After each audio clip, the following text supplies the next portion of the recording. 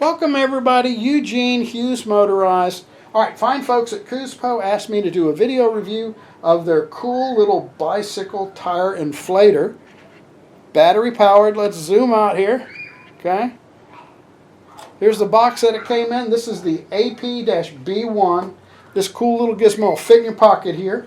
Inside the box you get an extension tube which will fit onto your Schrader valve on a standard bicycle tire, and you get two adapters. Now the adapters you can either fit into the tube here, giving you a little extra reach, or you can screw it right into the bottom of this here and use it like this here and press it directly onto your tube and inflate it.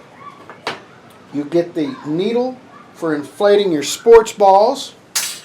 You get the USB-C charging adapter. Charges up in about 50 minutes from being completely discharged, and you get a little carrying bag for it here. You turn it on, you long hold the power button, and then to lower the pressure, I've got it set at 85. You press the middle button, press and hold it.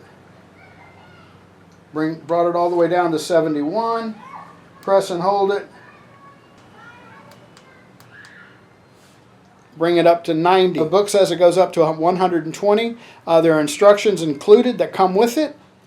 Let's check it out. I'll show you how it works. Okay, two things I want to brag about this little tire inflator tool here. Number one, it has a built-in LED light. You double tap the plus button on it and you get a little light on at night so you can see what you're doing. And number two, the power input where you charge it also serves as a power output. So you have a little battery bank capability of this here. Now let's take a look at how it functions as a tire inflator. Alright, so let's get out my handy dandy. Now this is optional here. I recommend you keep one with your tire inflation tool, and I'm going to show you why here.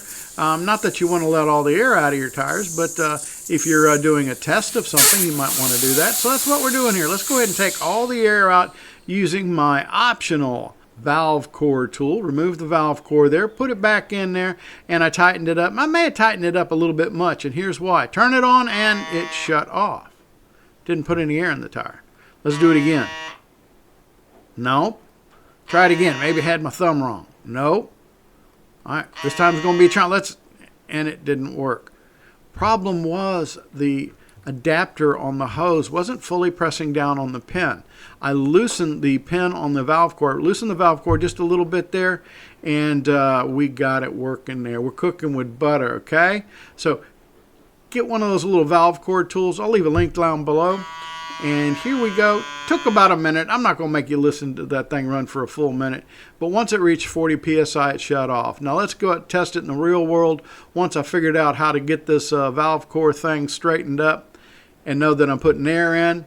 Not going to make you listen for a full minute. It took about a minute to get it to 40 psi and it shut off. This thing worked flawlessly now that I know what I'm doing here, okay? I'm a tire inflation expert. We got the front tire. Yep, took about a minute. We got it up to 40 psi and it shut off magically.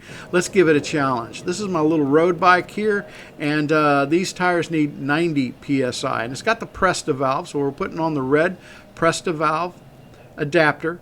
We're using the extension hose there. You loosen up the little doohickey on the end of the Presta valve.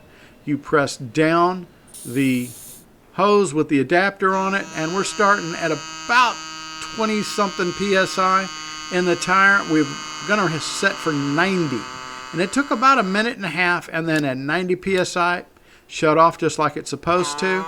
Now, this is the fourth inflation with this tool here. And I got it up to about 78, and I figured that's good enough here. And works like a charm. I give this thing here a thumbs up. Got a link down below if you're interested in buying one. I want to thank each and every one of you for watching. Give me a thumbs up. Click that subscribe button.